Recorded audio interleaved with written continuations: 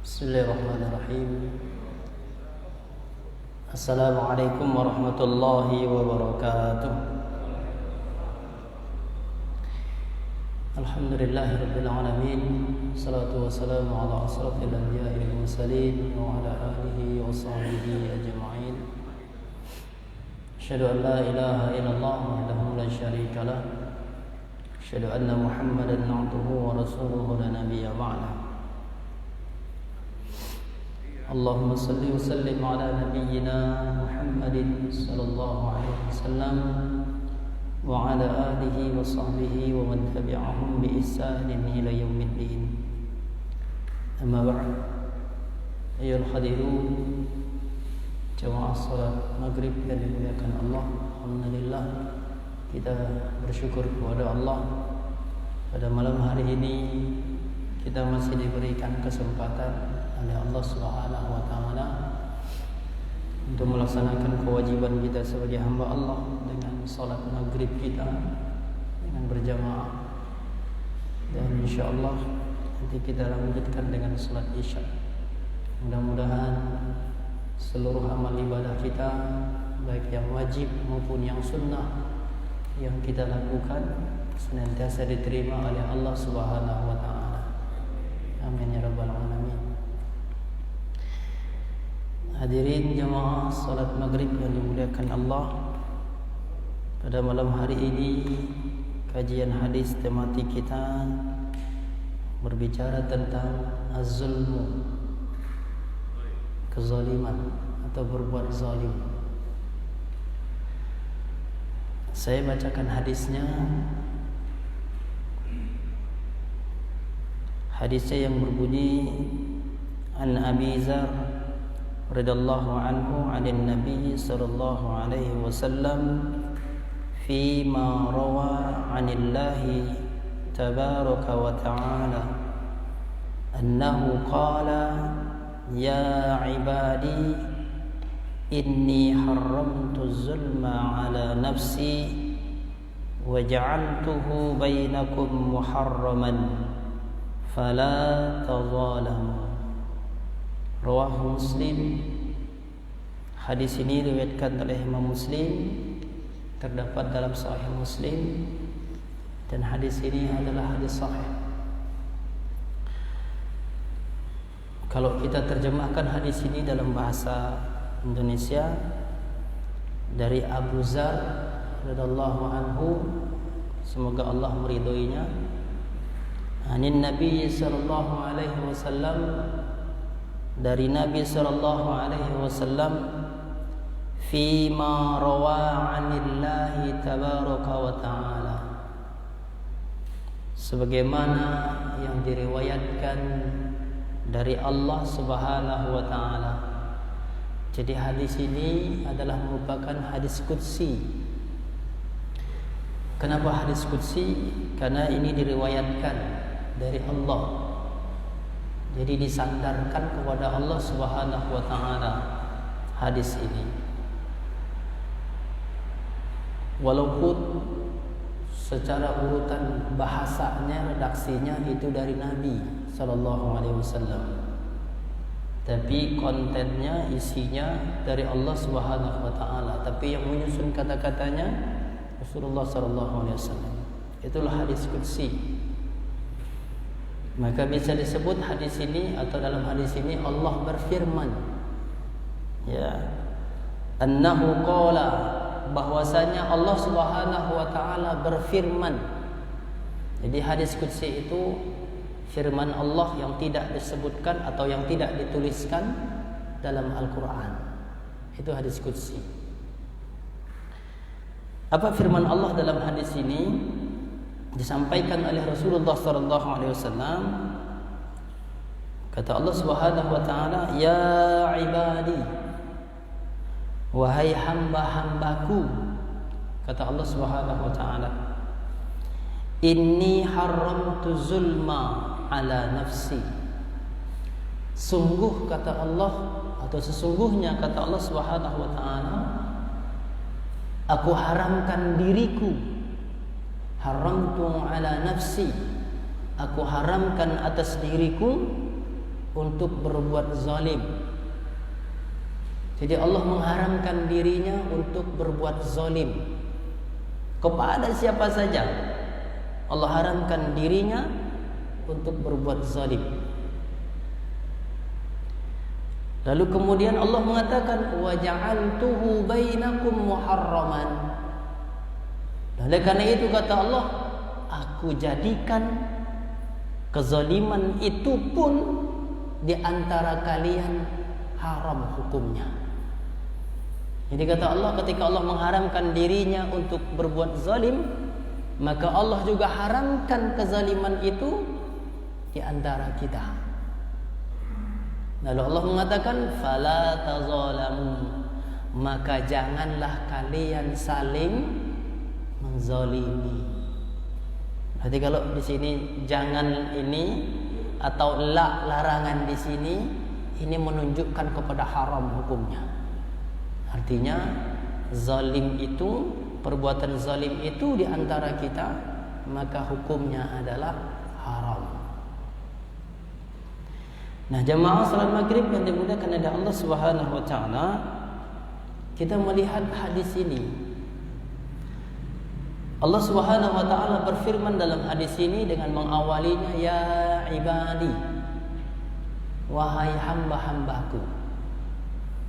Ini bahasanya Allah, bahasa yang sangat luar biasa, bahasa yang penuh dengan kasih sayang, perhatian kepada kita hamba-hambanya.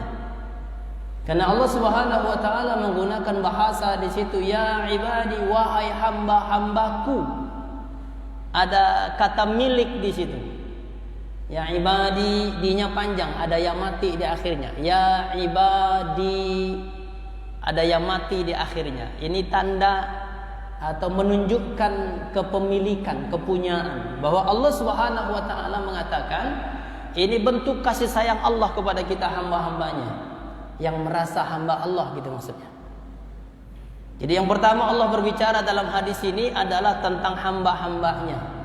Maka Allah panggil dengan bahasa kasih sayang Allah, wahai hamba-hambaku. Kan beda Pak, kalau kita manggil seseorang itu, Allah tidak hanya menggunakan kata-kata ibad saja, ya ibad gitu. Kalau ya ibad itu secara umum, wahai hamba-hamba itu artinya kalau ya ibad. Tapi kalau ada ya ibadi, ini menunjukkan kepunyaan, milikku, hamba-hambaku, kata Allah. Ini bentuk Allah memuliakan hamba-hambanya. Ada perhatian khusus kepada kita, ada kasih sayang di situ, ada ya Allah menunjukkan tentang bagaimana perhatian Allah kepada kita. Sama dengan kita kalau manggil orang, Pak, akan beda rasanya ketika kita manggil dia wahai saudara dengan wahai saudaraku. Beda atau tidak, Pak? Mana yang lebih lembut? Mana yang lebih perhatian? Saudaraku. Allah juga menggunakan kata-kata itu, wahai hamba-hambaku. Sama dengan kita, wahai saudaraku. Itu bentuk rasa menyatu dengan saudaranya. Atau dengan istri. Lo panggil, pernah nggak kita manggil wahai istriku? Pernah nggak, Pak? Kagak. Woi, paling begitu manggilnya. Ya kan? Harusnya itu dengan bahasa yang Allah saja menggunakan bahasa. Walaupun kita nih hamba-hamba Allah itu memang yang disebut hamba Allah itu para ulama itu sepakat ada ciri-cirinya hamba-hamba Allah. Tapi ada yang memaknai ketika Allah memanggil hamba-hambaku itu seluruh hambanya. Mau dia bermaksiat, mau tidak bermaksiat, semuanya hamba Allah. Secara umum, al-muta'abbad ila Allah. Mereka semuanya menghambakan diri kepada Allah.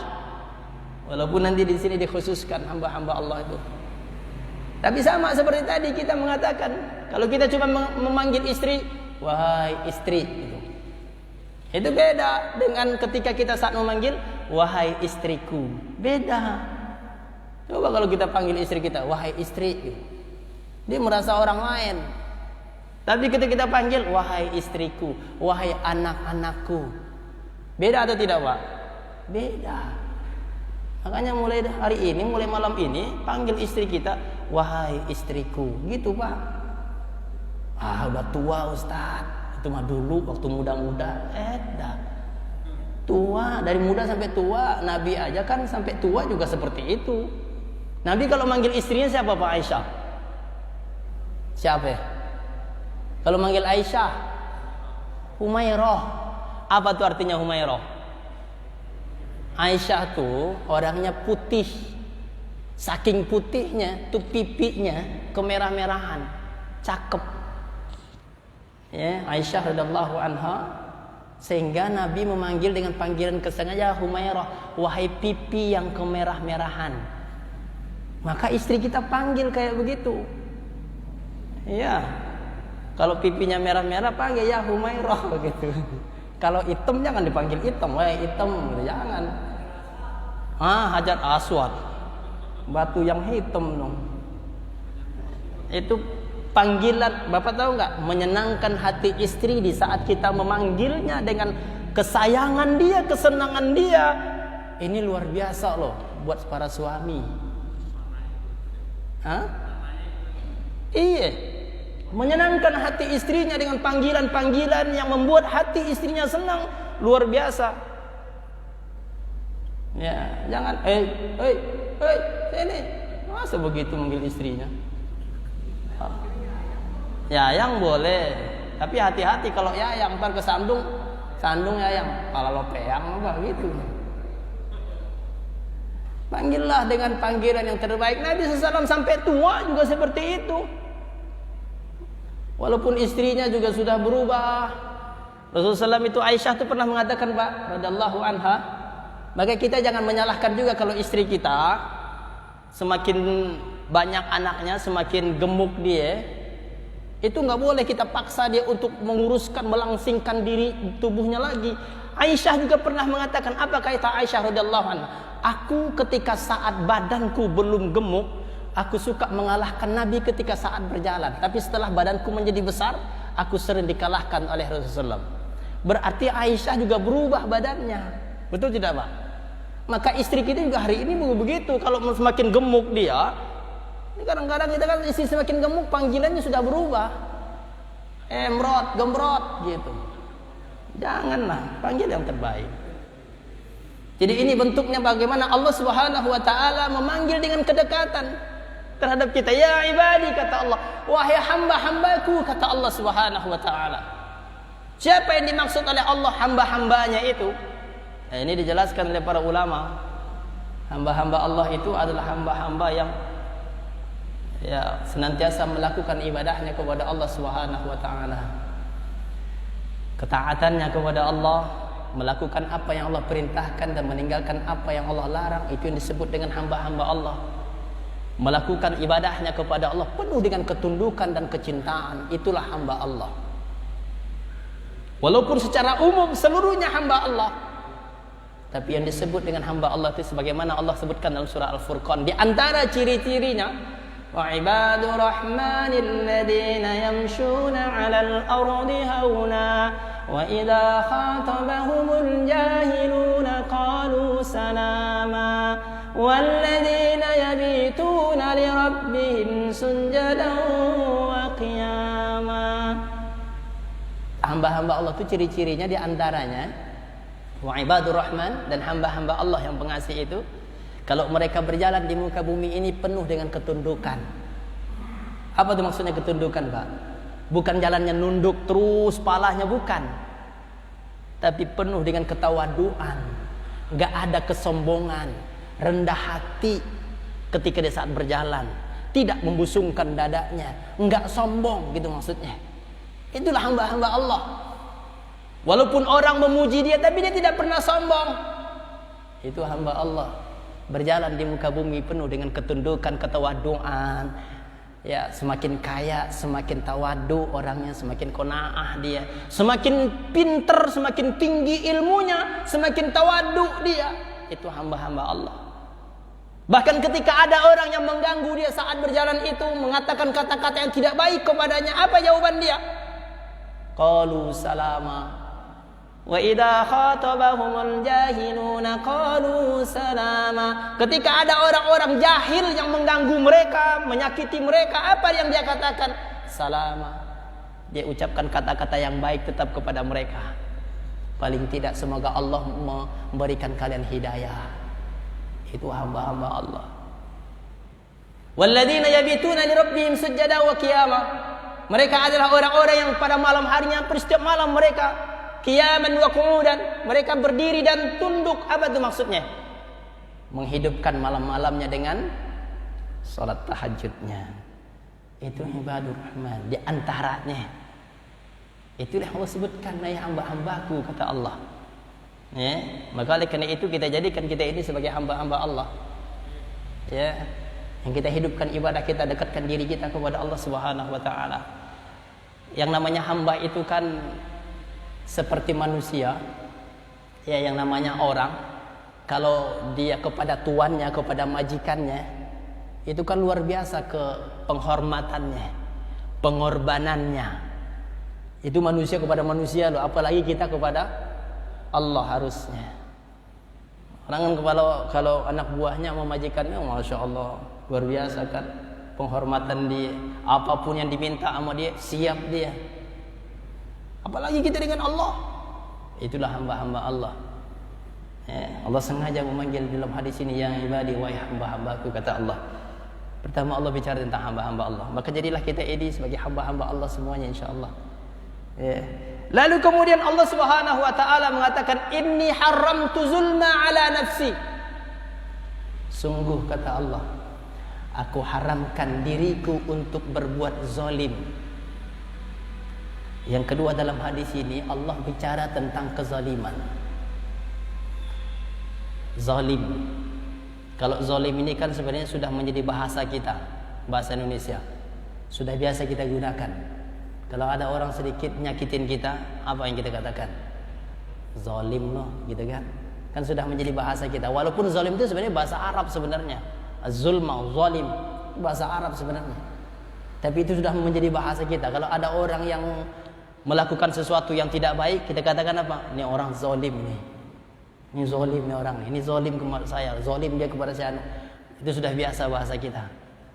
Ya. Lalu apa sesungguhnya makna zalim itu yang sesungguhnya?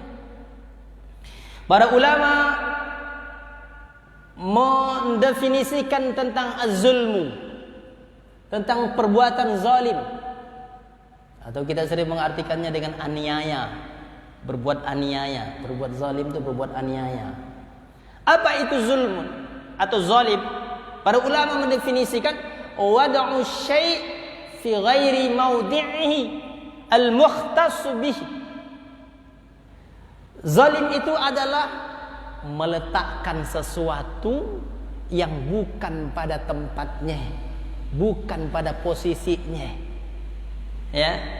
Meletakkan sesuatu yang bukan pada tempatnya, bukan pada posisinya.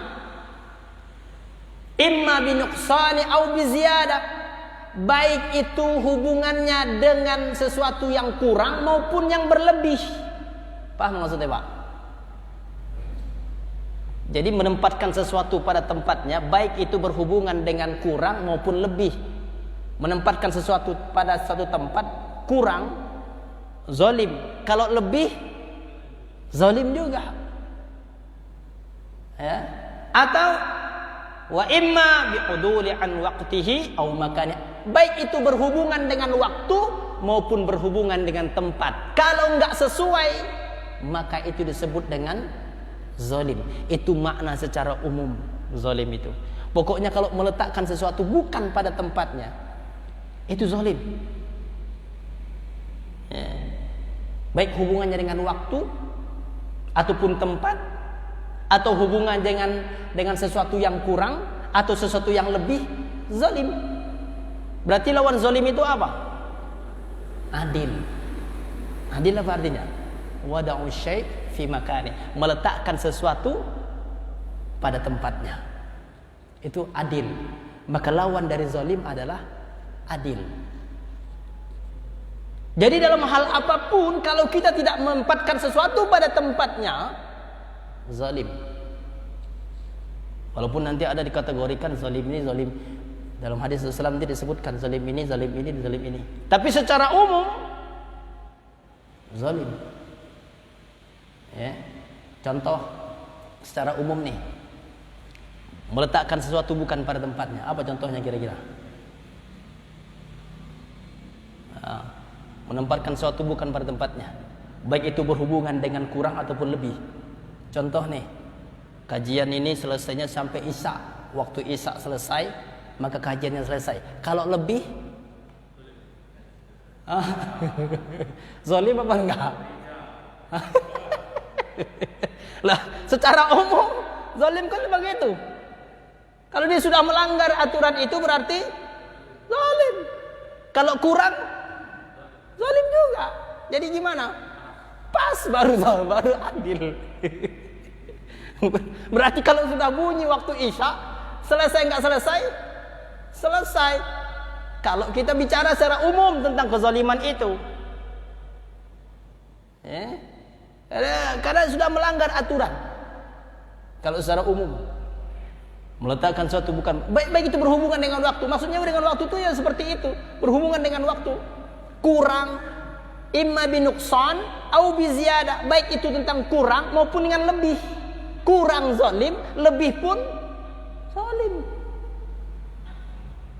Baik hubungannya dengan waktu maupun dengan tempat. Secara umum. Jadi apapun kalau sudah tidak pada tempatnya adalah zalim. Tapi nanti walaupun ada kezaliman yang sifatnya yang dimaafkan. Ya. Baik. Jadi yang kedua, dalam hadis ini Allah Subhanahu wa taala mengharamkan dirinya untuk melakukan kezaliman. Walaupun ini kita bisa mengambil pelajaran nih, Pak. Saya tanya sama kita. Kira-kira Allah Subhanahu wa taala ketika menzalimi makhluknya, menzalimi hambanya, ada enggak kira-kira konsekuensinya kepada Allah? Kira-kira nih, ada enggak konsekuensinya ketika Allah menzalimi orang? Allah zalimi orang itu, Allah zalimi makhluk itu, ada enggak konsekuensinya terhadap Allah? Kagak ada. Kenapa? Allah Maha. Innallaha ala kulli syai'in qadir. Sesungguhnya Allah itu berkuasa atas segala sesuatu. Jadi kalau Allah menzalimi orang, menzalimi makhluk, bagi Allah enggak ada konsekuensinya. Allah yang menciptakan. Apa konsekuensinya? Enggak ada. Tapi Allah mengatakan, aku mengharamkan diriku untuk tidak menzalimi atau untuk menzalimi orang. Haram bagiku, kata Allah. Karena Allah tidak memiliki sifat zalim. Yang Allah miliki adalah sifat adil. Mustahil bagi Allah memiliki sifat zalim. Tapi Allah memiliki sifat adil. Maka siapapun Allah enggak akan menzalim. Wa mallah yuridu zulma lil ibad. Dalam surah Al-Mu'min atau surah Ghafir, Allah mengatakan, dan Allah tidak pernah menginginkan kezaliman dari hamba-hambanya, atau Allah tidak akan pernah menzalimi hamba-hambanya. Innallaha la yazlimun nas syai'a. Bahkan secara umum Allah mengatakan, bukan hanya hamba-hambanya, tapi secara umum sesungguhnya Allah tidak akan menzalimi an-nas, manusia. Berarti kalau ngomong manusia, mau kafir apa non muslim, Pak? Yang mana kita sepakat nih, kafir apa non muslim? Kafir aja udah. Mau kafir, mau muslim, Allah Subhanahu wa taala mengatakan saya tidak akan zalimi. Padahal sungguhnya Allah mampu. Ini orang kafir nih, saya zalimi aja, kata Allah. Enggak ada masalah bagi Allah. Tuh yang akan menghisap juga Allah, yang akan mengadili juga Allah, yang menciptakan mereka juga Allah. Enggak ada apa-apanya bagi Allah ketika Allah menzalimi mereka. Tapi Allah sudah mengharamkan dirinya untuk tidak melakukan kezaliman itu kepada siapapun, kepada kepada makhluk apapun. Itulah sebabnya, Pak, jangan pernah kita bersuuzon sama Allah. Kadang-kadang kan kita gampang banget ngomongnya. Ini Allah zalim amat sih sama saya. Hidup begini-gini aja terus. Saya udah rajin sholat, udah rajin puasa, baca Quran, hidup gak berubah-berubah. Zalim Allah sama saya. Kan ada yang kayak begitu tuh. Nauzubillah. Ini orang bersuuzon. Allah tidak pernah berbuat zalim kepada hambanya. Sedikit pun, sekecil apapun, Allah gak pernah melakukan kezaliman itu. Maka jangan pernah kita berburuk sangka kepada Allah. Walaupun kadang-kadang mungkin sesuatu yang datang kepada kita itu, kita belum tahu dia apa manfaatnya, apa hikmahnya, kenapa Allah berikan kepadaku. Bisa aja. Contoh sekarang corona, ya kan? Kalau saya tanya sama kita, kira-kira manfaatnya apa sih corona itu? Pak, coba sebutkan apa manfaat corona? COVID-19. Tuh, corona, COVID-19. Apa tuh manfaatnya? Kalau kita pikir-pikir nggak ada manfaatnya. Betul tidak, Pak? Justru itu membuat kita semuanya gelisah. Nggak pernah aman udah kita. Kemana-mana kita mulut ditutup semua. Sampai sholat aja mulut kita ditutup. Betul tidak? Sekarang aja saya udah nggak bisa ngelihat yang senyum yang mana nih, mana nggak bisa lihat saya. Mulut ditutup semua, ya kan? Tapi kondisi membuat kita seperti itu. Kalau kita pikir-pikir nggak ada hikmahnya. Tapi saya ingin tanya kepada kita, ketika Allah Subhanahu wa taala melakukan atau memberikan sesuatu yang kita tidak tahu hikmahnya, nggak tahu kita manfaatnya, kira-kira bagaimana kita mengucapkannya kepada Allah? Apa yang kita ucapkan kepada Allah? Allah sudah ajarkan kepada kita dalam surah Ali Imran.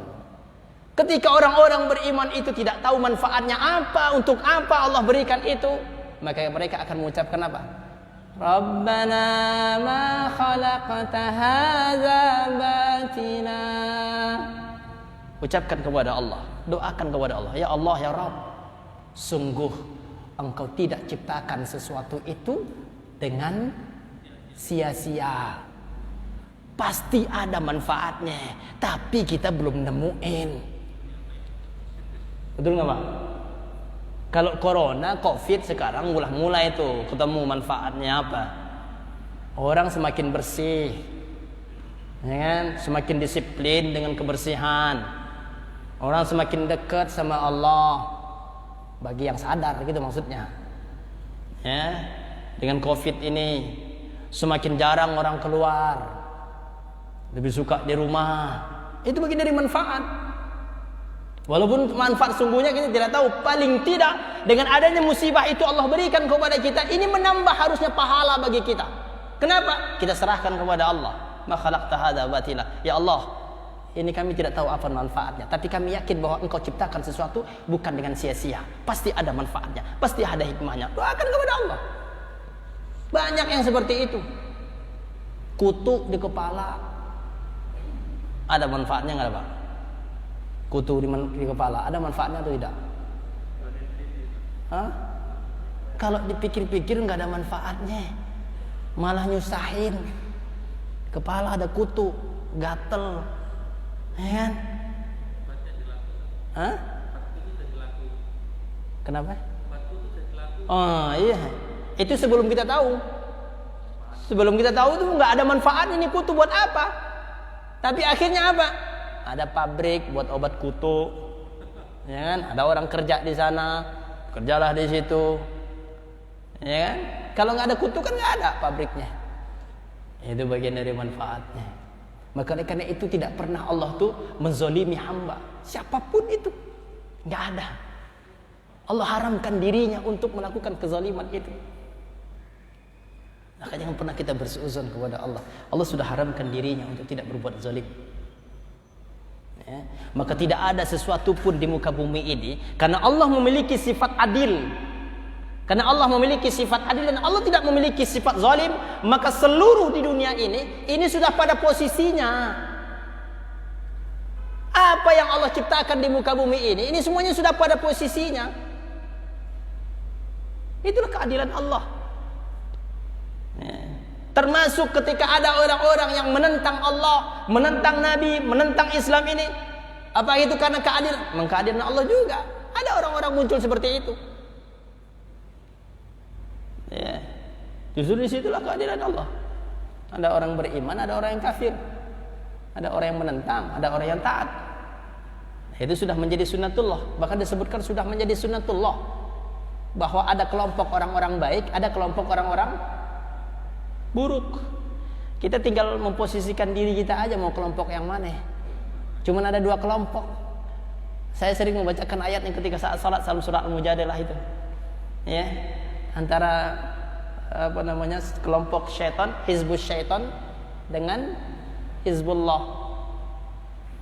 Dalam surah Al-Mujadalah ayat terakhir. Ya. Bagaimana Allah Subhanahu wa taala sudah membagi kehidupan manusia di muka bumi ini. Ya, ulaika hizbus syaitan. Mereka adalah golongan syaitan. Dan yang kedua kata Allah, ulaika hizbu ala inna hizballahi humul muflihun. Yang kedua adalah golongan Allah, dan golongan Allah itulah pasti akan menang. Tapi ini adanya ketika Islam dan kafir dan buruk dengan baik ya. Jangan dalam hal yang lain. Nanti hati-hati. Nanti dalam hal yang lain dibikin juga begitu. Pokoknya yang masuk dari sono golongan setan, yang dari golongan Allah, sono golongan setan. Nah, bahaya tuh nanti. Pintu kanan, pintu kiri, yang masuk dari sono golongan Allah, yang masuk sono kiri golongan setan. Jangan. Tidak masuk yang kayak begitu. Ini dalam hal posisi manusia secara umum. Ya. Nah, oleh karena itu, inilah sifat adilnya Allah. Segala sesuatu Allah ciptakan di muka bumi ini sudah pada posisinya. Dan Allah tidak pernah menzalimi. Makanya Allah sebutkan dalam hadis ini, aku haramkan diriku, kata Allah, untuk berbuat zalim. Walaupun sesungguhnya Allah mampu untuk melakukan kezaliman itu kepada siapapun. Toh Allah cuma cukup mengatakan apa? Wa idza aradallahu syai'an an yakula kun fayakun. Kalau Allah menginginkan sesuatu, apa yang Allah ucapkan? Kun fayakun. Itulah maha kuasanya Allah. Jadi kalau menzalimi orang mah gampang Allah. Karena Allah itu sudah menciptakan mereka. Allah cuma bilang kun fayakun, jadi maka jadilah. Ya, tapi Allah sudah mengharamkan dirinya untuk tidak melakukan kezaliman itu kepada siapapun, baik di dunia maupun di akhirat. Di pengadilan Allah tidak ada kezaliman, dan Allah tidak akan menzalimi siapapun. Itu yang kedua. Yang ketiga dalam hadis ini, bahwa ketika Allah Subhanahu wa taala mengharamkan dirinya untuk melakukan kezaliman itu, maka begitu juga Allah haramkan kita untuk melakukan kezaliman itu. Nah, Rasulullah SAW membagi kezaliman itu ada 3. Kalau secara jenisnya kezaliman itu ada 2. Ada kezaliman az-zulmu ala nafsi. Ada kezaliman atas dirinya sendiri. Dan yang kedua az-zulmu li ghairihi. Kezaliman yang dilakukan kepada yang lain, kepada orang lain. Itu secara jenisnya. Dan kezaliman itu ada 3 macam kata Nabi SAW. Dalam hadis Nabi SAW, az-zulmu salasa. Kezaliman itu ada 3 macam. Yang pertama adalah az-zulmu la yatsukuruhullah. Kezaliman yang tidak akan dibiarkan oleh Allah. Yang kedua az-zulmu la yaghfaruh. Kezaliman yang tidak akan diampuni oleh Allah. Dan yang ketiga az-zulmu yaghfaruh. Kezaliman yang diampuni oleh Allah.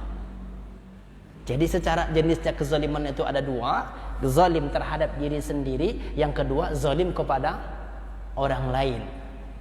Berapa macam kezaliman? Ada 3. Pertama, kezaliman yang tidak akan dibiarkan oleh Allah. Kezaliman yang tidak dibiarkan oleh Allah ini maksudnya kemana? Kezaliman yang dilakukan kepada orang lain. Adapun kezaliman yang tidak diampuni dan yang kezaliman yang diampuni, ini hubungannya dengan Allah. Pertama, kezaliman yang tidak diampuni oleh Allah, itu hubungannya dengan Allah. Seorang hamba yang melakukannya kepada Allah. Apa itu? Asyirku. Syirik. Perbuatan syirik itu kezaliman, dan itu tidak diampuni oleh Allah. Rasulullah mengatakan, fa amma zulmu alladhi la yaghfaru fasyirku la yaghfaruhu Allah. Adapun kezaliman yang tidak diampuni oleh Allah adalah syirik. Syirik tidak diampuni oleh Allah. Sebagaimana Allah Subhanahu wa taala ketika menceritakan Luqman mengajari anaknya, inna syirka la zulmun azim. Sesungguhnya perbuatan syirik adalah dosa yang paling besar. Dalam surah An-Nisa Allah mengatakan, innallaha la yaghfaru ayyushraka bihi wa yaghfiru duna dzalika liman yasha. Sesungguhnya Allah tidak mengampuni dosa syirik, dan Allah hanya mengampuni dosa selain daripada syirik. Maka syiriknya hati-hati. Ini kezaliman besar yang hubungannya dengan Allah. Yang Nabi mengatakan Allah tidak mengampuni dosa syirik. Bagaimana maksudnya tidak mengampuni? Kalau dia meninggal masih dalam melakukan kemusyrikan, maka dosanya tidak diampuni oleh Allah. Tapi kalau masih dia sempat untuk bertaubat kepada Allah, kembali kepada Allah, meninggalkan kemusyrikannya, tetap Allah akan ampuni dia. Ya, syiriknya hati-hati nih. Kalau sekarang syiriknya kan modern sekarang. Syirik modern. Kalau dulu kan syiriknya syirik beneran. Syirik beneran, ya sekarang sih beneran juga, tapi agak modern gitu. Kalau dulu kan syirik dulu kan jelas, dia di samping menyembah Allah, dia juga menyembah yang lain. Ada kan Pak? Ya kan? Dulu kan begitu tuh. Ya kan? Bahkan kalau kan musyrik itu ada dua Pak. Ada yang dikategorikan musyrik itu orang kafir. Kafir juga disebut dengan musyrik. Ada juga yang kedua, musyrik itu orang muslim, disebut juga musyrik. Kenapa? Dia menyembah yang lain selain daripada Allah. Kalau orang kafir betul-betul musyrik beneran udah. Dia tidak lagi menyembah Allah. Tapi orang muslim yang masih menyembah Allah, tapi dia juga menyembah yang lain, musyrik juga. Pakai cincin. Cincin keramat. Ini cincin kalau saya pakai nih ke rumah makan, saya makan, saya duduk di situ, begitu saya keluar nggak bakal bayar, gitu katanya. Kalau saya pakai cincin ini, saya masuk rumah makan Padang, saya duduk di situ, kalau saya pakai cincin ini, begitu saya keluar nggak bakal bayar, gitu kata dia. Hah? Ya iya, nggak makan. Wah, jangan salah dengar. Tapi ada orang yang mengkeramatkan cincin itu. Kalau ini dibawa kemana-mana kata dia, saya ini selalu terjaga, selamat saya. Ini kadang ada cincin ini. Ada nggak begitu Pak? Kalau nggak burung, ini burung kalau saya jual, saya lepas, rezeki saya jadi seret. Ada nggak? Banyak Pak. Apalagi sekarang model burung, sekarang orang lagi musim burung sekarang. Hati-hati, ini musyrik loh. Bahaya itu. Kenapa kita menggantungkan nasib kita kepada yang lain? Gantungkan kepada Allah. Enggak boleh kita menggantungkan hidup kepada selain Allah. Enggak boleh bersandar kita selain kepada Allah. Enggak boleh Pak. Kita bersandar kepada yang lain selain Allah enggak boleh. Kalau bersandar ke tiang, ke tembok masih boleh lah. Tapi kepada yang lain enggak boleh. Betul tidak Pak?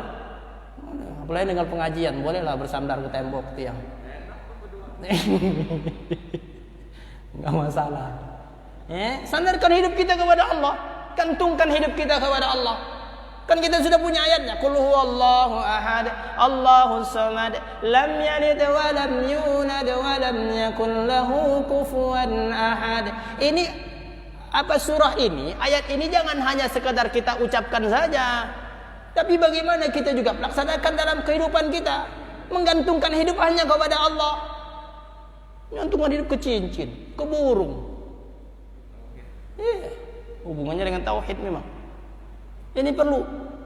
Atau sekarang itu dulu ya. Kalau sekarang ini, kesimpulannya sekarang ini, orang yang ketika dia mengutamakan yang lain daripada Allah bisa masuk musyrik. Kalau dia lebih mengutamakan yang lain daripada Allah, apapun itu bentuknya. Lagi nyuci mobil, azan, kira-kira ditinggal atau tidak? Jujur aja udah. Tanggung kan? Hati-hati ya. Itu termasuk zalim. Zalim itu. Kenapa? Dia meninggalkan kewajibannya.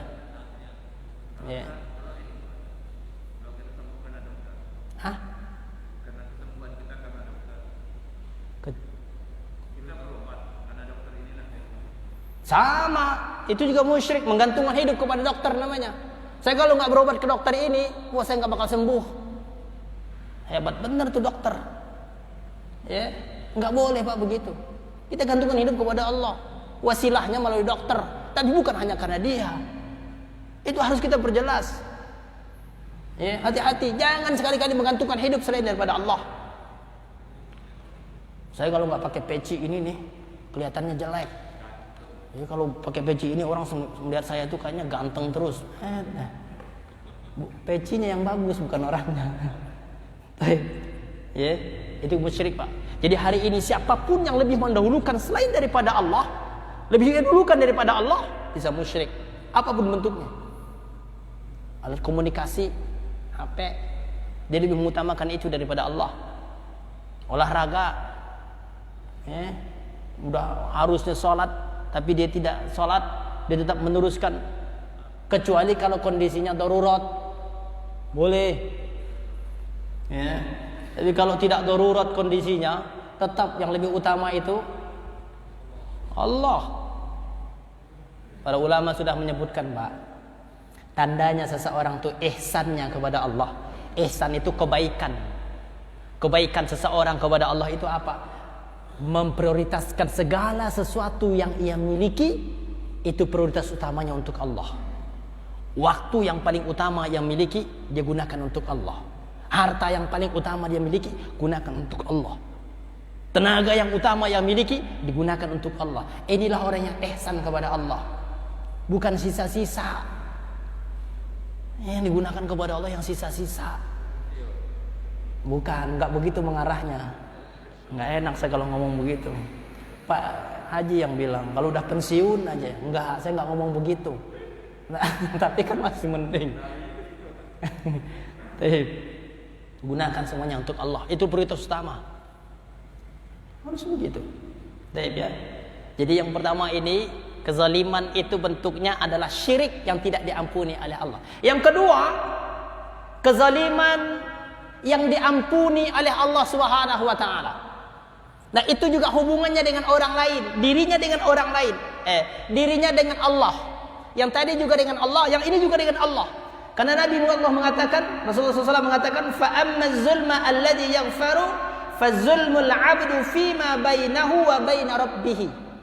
Kezaliman yang dilakukan seorang hamba dengan Allahnya, dengan Allah Subhanahu wa taala, dengan Rabbnya. Apa itu? Tidak melakukan perintah-perintah Rabbnya. Tidak melakukan ibadah kepada Allah. Ini kezaliman. Salat dia enggak salat, zalim dia. Puasa tapi dia enggak puasa, zalim. Ya, kezaliman. Tetapi ini kezaliman yang kayak begini, ini memang diampuni oleh Allah ketika dia kembali kepada Allah.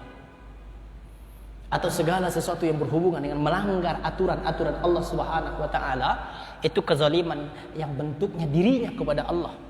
Makanya dalam Al-Qur'an itu kan ada Allah mengatakan, wa minhum zalimun li nafsih, dalam surah Al-Fatir, surah Fatir.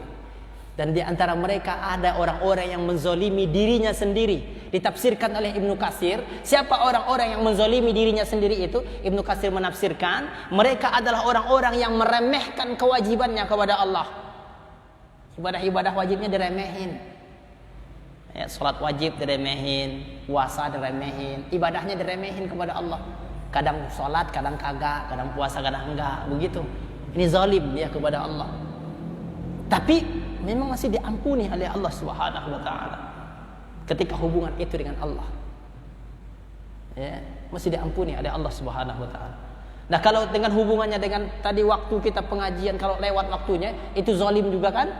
Itu hubungannya dengan Allah atau dengan manusia? Hah? Dosa atau enggak tuh zalim kayak begitu tuh? Ya. Ini hubungannya dengan aturan manusia nanti. Ini hubungannya dengan Allah. Jadi yang kedua itu zalim. Yang tadi kan yang pertama zalim itu terhadap dirinya sendiri. Apa itu? Ketika kezaliman yang dilakukan itu kepada Allah. Dia melanggar hak-hak Allah Subhanahu wa taala. Ya, dia langgar aturan-aturan Allah. Tapi walaupun ini diampuni oleh Allah Subhanahu wa taala. Dan yang ketiga, ini yang berbahaya. Disebutkan oleh Rasulullah SAW yang ketiga itu, wa ammal ladzi la yatraku faqassallahu ba'duhum min ba'd. Kezaliman yang ketiga adalah kezaliman yang dilakukan oleh seseorang kepada orang lain. Bahasa Nabi di sini digunakan, Allah tidak akan biarkan. Allah tidak akan membiarkan seseorang menzalimi orang lain. Artinya yang tidak dibiarkan ini maksudnya, ini orang harus menyelesaikan dulu urusan dia kepada orang yang pernah dizalimi sama dia. Kalau tidak, Allah yang akan menyelesaikan. Inilah hati-hatinya kita harusnya berbuat zalim kepada orang lain. Hati-hati benar. Jangan sampai kita melakukan kezaliman kepada orang lain. Ya. Karena ini dosa besar. Melanggar hak-hak orang lain, mengambil hak orang lain. Ini ada 3 macam. Pertama nih, kezaliman yang bisa kita lakukan kepada orang lain itu pertama melalui ucapan. Hati-hati ucapan kita. Jangan sampai apa yang kita ucapkan ini sampai menzalimi orang lain. Bagaimana cara menzalim? Menyakiti hati orang lain karena ucapan kita. Zalim, zalim. Karena tidak pada tempatnya. Kalau sudah kayak begini, ini bahaya nih. Kalau ya.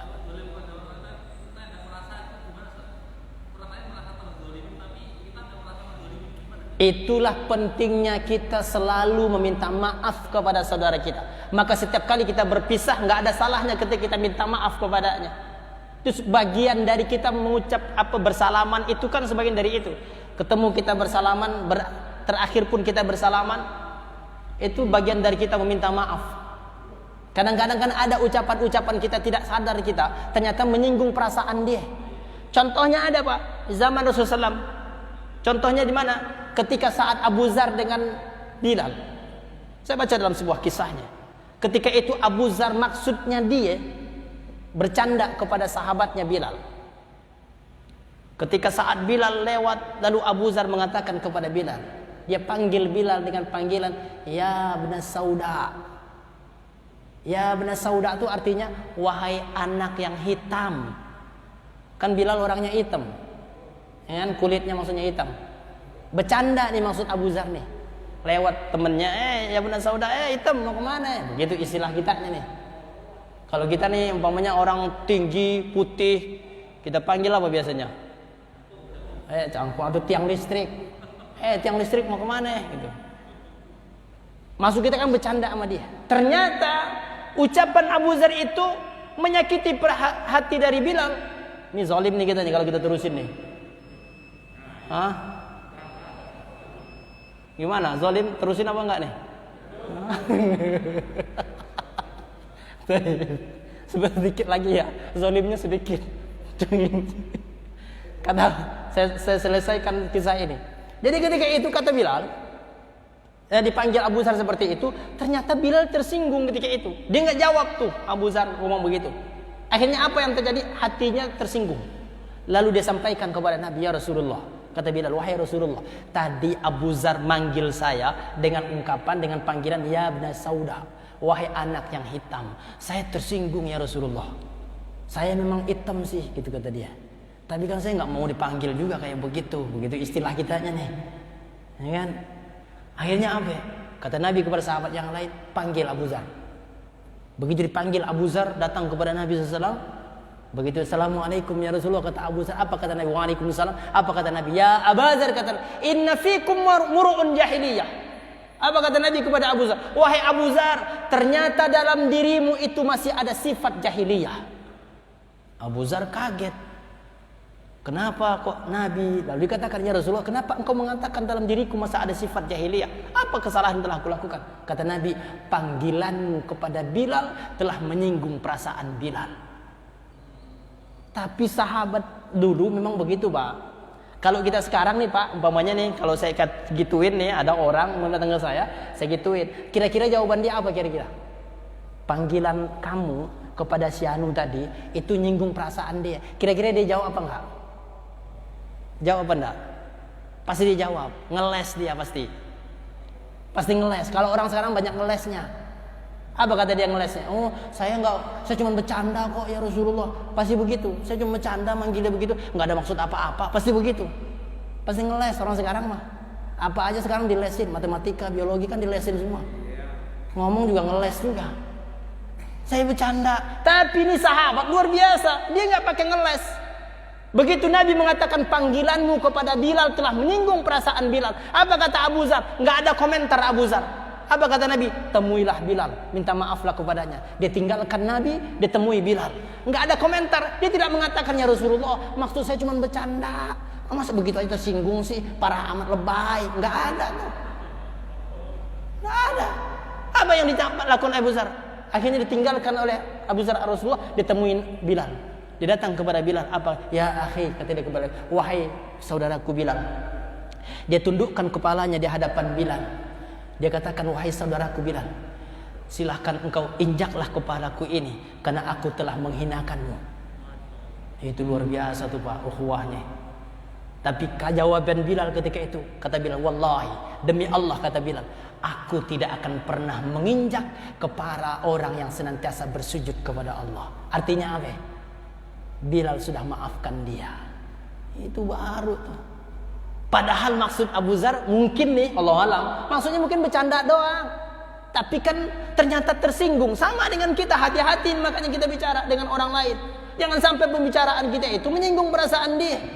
Akhirnya tersimpan dalam hatinya. Dalam hatinya dia gak mau maafin kita. Nanti di akhirat saya tuntut dia. Boleh atau tidak Pak? Kalau ada orang kita sakiti hatinya lalu dia mengatakan nanti di akhirat saya tuntut dia. Sekarang saya gak mau maafin. Boleh atau tidak orang berbicara seperti itu? Boleh Pak, itu haknya dia. Maka hati-hati kita kalau menzalimi orang. Walaupun kata Allah orang yang terbaik itu adalah memaafkan, betul. Tapi dia tidak mau jadi orang terbaik. Bagi dia ada rasa sakit hati, nanti di akhirat saya tuntut. Makanya nanti terakhir kita bahas lagi tentang orang-orang yang bangkrut di yaumil akhir. Hati-hati kita. Jangan sampai kita capek, kita sholat, ibadah kita luar biasa, sholat tahajud kita setiap malam, baca Quran kita khatam setiap bulan, tapi ternyata di akhirat nggak punya apa-apa kita. Hati-hati, itu bangkrut namanya, muflis namanya. Nauzubillah. Allahu a'lam bishawab. Ada yang mau bertanya silakan. Ya.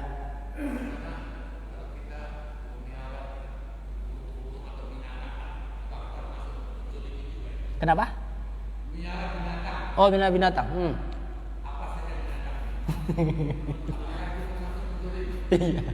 Iya. Termasuk melihara binatang.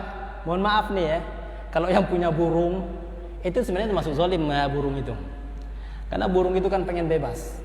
Walaupun disangkar emas kita taruh dia, tapi kan dia pengen bebas. Ya. Makanya harusnya tuh ya nggak usah harusnya. Ya. Tapi ada yang mengatakan kalau memang mau juga melihara burung, maka penuhi kebutuhannya. Ya, apa yang dia minta kasih, minta mobil kasih. Burung minta mobil. Tapi intinya itu adalah zalim kita kepada binatang pun sesungguhnya kita. Jangankan burung yang kita pelihara Pak. Ini mohon maaf nih, jangankan burung yang kita pelihara, semut saja yang tidak mengganggu kita sakiti, hati-hati. Ini kan hadis Nabi ada. Nanti di yaumil akhir antara binatang dengan binatang saja itu Allah akan adili. Sampai Rasulullah mengatakan dalam hadis ini, sebenarnya nanti akan disampaikan dalam hadis. Apa kata Nabi SAW? La tu'addunna huquq ila ahliha yaumal qiyamah. Nanti di hari kiamat hak-hak itu akan dikembalikan kepada pemiliknya. Apa contohnya kata Nabi dalam hadis ini? Seekor kambing yang punya tanduk menanduk kambing yang enggak punya tanduk ketika di dunia. Ya, nyeruduk kambing yang enggak ada tanduknya. Nanti di akhirat Allah akan kembalikan haknya. Allah pindahkan tanduknya kepada yang tidak bertanduk tadi, lalu Allah seruduk dia yang nanduk, yang nyeruduk dia waktu di dunia. Sampai begitulah pengadilan Allah. Makanya hari ini pun binatang jangan kita sakiti. Bahkan semut sekalipun, lihat bagaimana Nabi Sulaiman ketika akan melewati lapangan. Ketika ada semut yang mengatakan, ayo minggir semuanya, Sulaiman mau lewat. Pada binatang kecil semut, kuda loh, mau lewat kuda tentara Sulaiman mau lewat. Ngomong pinggir semuanya, karena tentara Sulaiman mau lewat dengan kudanya. Sulaiman dengar. Sulaiman tidak mau menzalimi semut itu. Apa kata? Semuanya lewat pinggir lapangan. Kenapa? Karena di lapangan ini banyak semut. Bayangin, semut. Apalagi burung. Apalagi yang lainnya yang sifatnya tidak memberikan kebebasan. Allahu a'lam bishawab. Kalau ikan sih nggak masalah, ikan di kolam kan memang tempatnya di air. Ya, ikan. Allahu a'lam bishawab. Nanti kita lanjutkan lagi. Subhanakallahumma bihamdika, asyhadu an la ilaha illa anta, astaghfiruka wa atubu ilaik. Assalamualaikum warahmatullahi wabarakatuh.